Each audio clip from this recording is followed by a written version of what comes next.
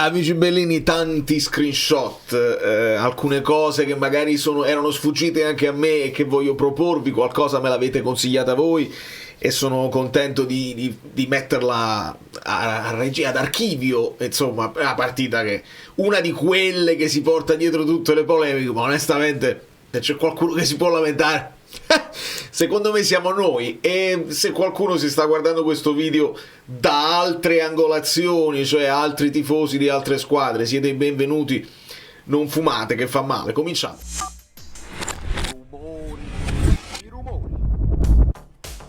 Ho visto veramente culi in fiamme online.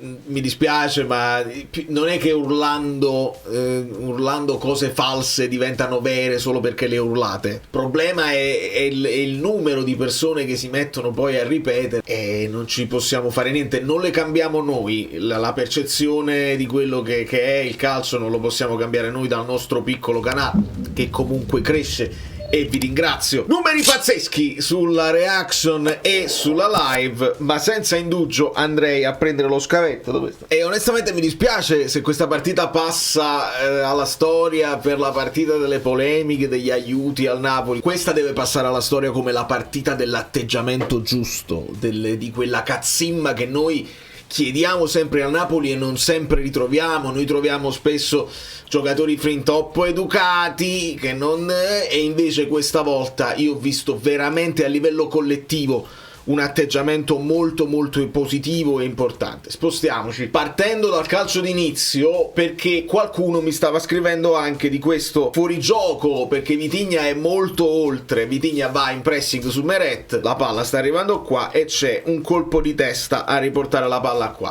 Però ecco, noi diciamo sempre le cose giuste, non ci facciamo mai trovare in fallo parlando male dei regolamenti eccetera eccetera. Questo non può essere fuorigioco. Nel momento in cui viene ribattuta la palla di testa, noi non vediamo più nell'inquadratura né Vitinha né Juan Jesus, quindi non sappiamo se è rientrato in tempo. Però Vitinha non è il destinatario del passaggio, ma sarà Colombo. E poi oltretutto soprattutto sul retropassaggio di Buongiorno, che è una giocata deliberata, non è una deviazione, lo rimetterebbe in gioco se fosse stato fuori gioco prima. È Colombo ad andare in pressing, non è neanche Vitinha, di conseguenza non si può solo parlare di un errore tecnico di Buongiorno, che invece di darla a Meret il passaggio gli esce corto e succede il patatrac. Purtroppo però il rigore non c'è, perché prima di tutto Meret si ferma, non è che va lui in scivolata a travolgere. Meret mette il piede sperando di prendere il pallone non lo prende perché Vitinha lo sposta,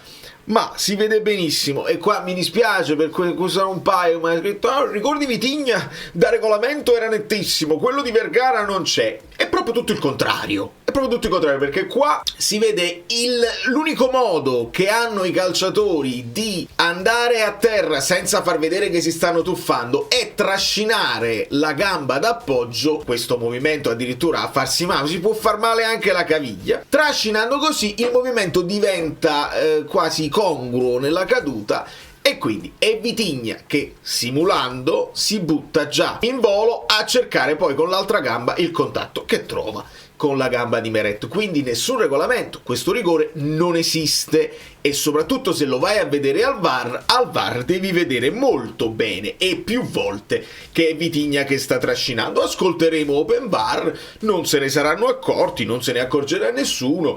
Vola a destra, vola a sinistra, torna alla base. Il piccione esegue gli ordini non perché è addestrato, ma perché ha un chip impiantato nel cervello.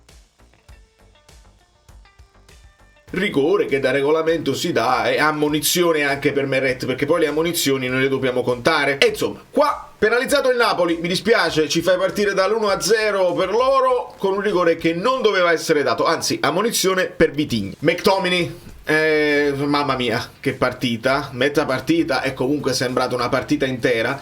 È il primo a provare il primo tiro, finisce alto, da buona posizione, il primo a lanciare la carica. Questa partita non la volevamo assolutamente perdere. E il gol arriva da questa intuizione di Elmas che temporeggia leggermente. Poi quello quando è lento perde tempo. No, il temporeggiare fa sì che si stringa questo quadrilatero intorno a lui, ma che veda poi questo passaggio in profondità per la corsa di McTominay, passaggio che in realtà calibrato bene finisce proprio qui, quindi McTominay non la deve nemmeno controllare, potrà direttamente caricare il destro e sparare in rete. Lo vedete qui, ovviamente respinta del portiere, ed è bravo Højlund a farsi trovare pronto anticipando Østigård. Questi gol qua, i tap-in, sembrano banali, ma ti devi trovare là col tempo giusto, e quindi sono importanti. Questo me l'avete sottolineato voi perché me l'ero perso in reaction. Passaggio di prima di Rrahmani che riceve da Gutiérrez e di prima trova McTominay che fa con un movimento, manda proprio al bar Malinowski, lo vedete qui, lo evita, Malinowski va in piscina e spara un tiro che viene anche toccato leggermente dal portiere, non tocca Østigård e McTominay già in corsa per esultare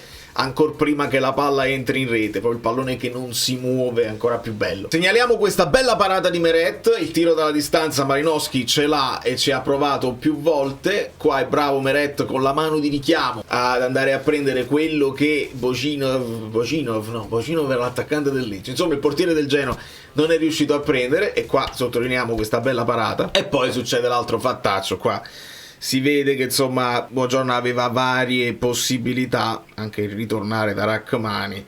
Cincischia ha pensato di quasi di scartare il pressing di Colombo e purtroppo non è andata bene. Qua Meret si ferma a metà strada tra un'uscita, alla fine se resti in porta ti fulmina, può scegliere un angolo e ti fulmina. Secondo me qua puoi andare alla disperata cercando di chiudere più possibile lo specchio, invece si ferma e poi battezzi un angolo, perché a quel punto devi battezzarlo. Meret si butta da questa parte, il tiro finisce nell'altro angolino. È difficile, però ovviamente qua è colpa di Buongiorno, e sono contento che alla fine i compagni lo stiano difendendo. C'è un'immagine bellissima di Nikita Contini che lo abbraccia mentre lui è ancora dispiaciuto per la prestazione. E alla fine ricordiamoci che non abbiamo perso punti per questi infortuni tecnici di Buongiorno, e credo che il tifoso napoletano, a parte i zampari via da Napoli, quelli sono i zampari via da Napoli, gli altri, quelli là un pochino più logici, capiscono che può capitare a tutti, e speriamo di ritrovarlo in una grande forma, perché sappiamo la potenzialità di Buongiorno e queste prestazioni non si possono vedere. Qua io vi devo far notare una cosa sulla ammonizione data a Juan Jesus: l'arbitro non vede un cazzo. Scusatemi se poi ogni tanto una parolaccia viene fuori. L'arbitro sta guardando che la palla era uscita dal fallo laterale, quindi qua era gioco fermo. L'arbitro aveva già fischiato, Vitinha vuole continuare. Nel momento in cui Vitinha vuole continuare a gioco fermo, c'è un contatto di gioco dove il pallone l'avevi dato a Meret, non potevi nemmeno arrivare, c'è contatto gamba su gamba, Vitinha non si fa niente, si alza subito e subito a protestare. Vitinha ce l'ha come suo atteggiamento: mamma mi ha fatto male. Ci sono varie immagini, mi pare anche con l'Inter, non lo so. E insomma Juan Jesus resta fermo lì, lo guarda anche in segno di sfida, dice ma che vuoi? E arriva una munizione per una cosa che Massa non ha visto. Quindi non credo sia stato utilizzato il VAR, perché il VAR non si può utilizzare per le ammonizioni. Al massimo può essere stato il guardalinee, che non alza però la bandierina. L'ho guardata bene. Quando il guardalinee vede un fallo, alza la bandierina per segnalarlo all'arbitro. Se poi in successivo della cosa gli ha detto no guarda, quelli ha fatto un fallo da ammonizione, allora serve lo sdegno, lo stesso sdegno che si è visto in tutta Italia quando ma come il rigore su Di Lorenzo l'ha dato il guardalinee. Allora se i guardalinee possono arbitrare, come in questo caso poi porterà all'espulsione di Juan Jesus, su quel rigore là, che rispetto a tante altre cose che non ci dovrebbero essere discussioni, lo sdegno in Italia si vede si sta espandendo sempre di più. E io vi dico che questa ammonizione qua non esiste proprio. Al massimo, se vuoi fare proprio il fenomeno, lo puoi considerare come gioco violento a palla ferma, e allora lo devi espellere direttamente. Ma visto che non si tratta di gioco violento, questa munizione è inventata. Mamma mia Gutier, mamma mia, qua l'essere tutto mancino, la palla gli capita sul destro, non ha avuto il coraggio di tirare direttamente in porta dove vuoi tu. però no, se l'è aggiustata sul sinistro e poi ha sparato su un difensore. Per fortuna che non ci abbiamo perso punti, perché sta cosa qua non mi ha fatto impazzire ieri Gutierrez a destra, nonostante alla fine Conte ebbe ragione di Gutierrez a destra quando è arrivato poi il gol. Conte ha ragione nel lasciare dentro Vergara. E ho visto un po' di commenti su X, insomma, ma come levi a Giovane, non togli Vergara che sta giocando malissimo.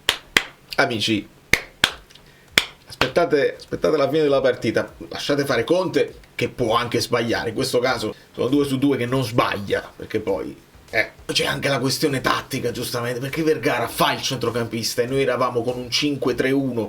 Adesso ve lo faccio vedere. Questa è la maglietta tirata che a termini di regolamento, fallo tattico, ci sta il giallo. Certo è il secondo giallo, Massa sembrava non veder l'ora di mettere a posto questa partita, e arriva il secondo giallo, quindi l'espulsione di Juan Jesus. Ripeto, per me è il primo che non esiste. E poi il po' di mazzo che serve nella vita, lo vediamo qui, perché la palla arriva a Vergara su una svirgolata di Gutierrez che prova il tiro al volo di sinistro e la palla finisce a Vergara, non finisce in porta.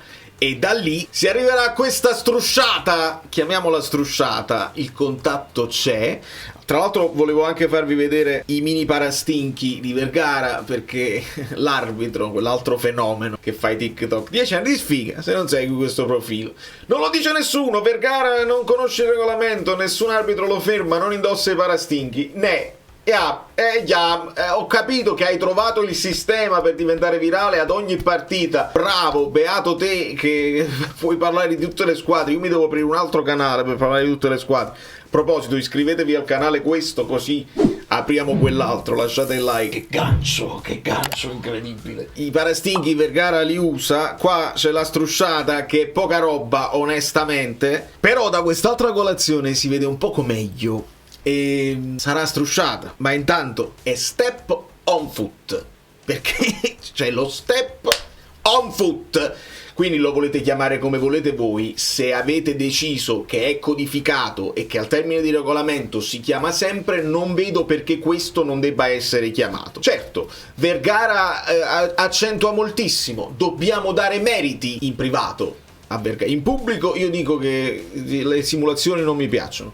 In privato a Vergara, visto che abbiamo accusato Di Lorenzo di non protestare mai e che si perdono le partite se tu almeno non dai il dubbio al VAR, Vergara è stato bravissimo. Si è sentito toccare, l'ha preso sul piede, è rigore, perché ne abbiamo subiti di rigori così, e non lo potete nemmeno paragonare a quello di Rachmani su Mkhitaryan, perché qui Vergara è in possesso di palla, mentre Mkhitaryan l'aveva già lanciato il pallone perché l'aveva toccato, e poi arriva lo step on foot. Volete dare quel rigore là? Benissimo, ma Mkhitaryan non aveva più il possesso di palla.